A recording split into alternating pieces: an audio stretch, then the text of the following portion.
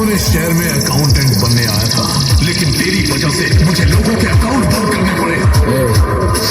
इलाका तुमका कानून डालेगा। DJ BM Remix.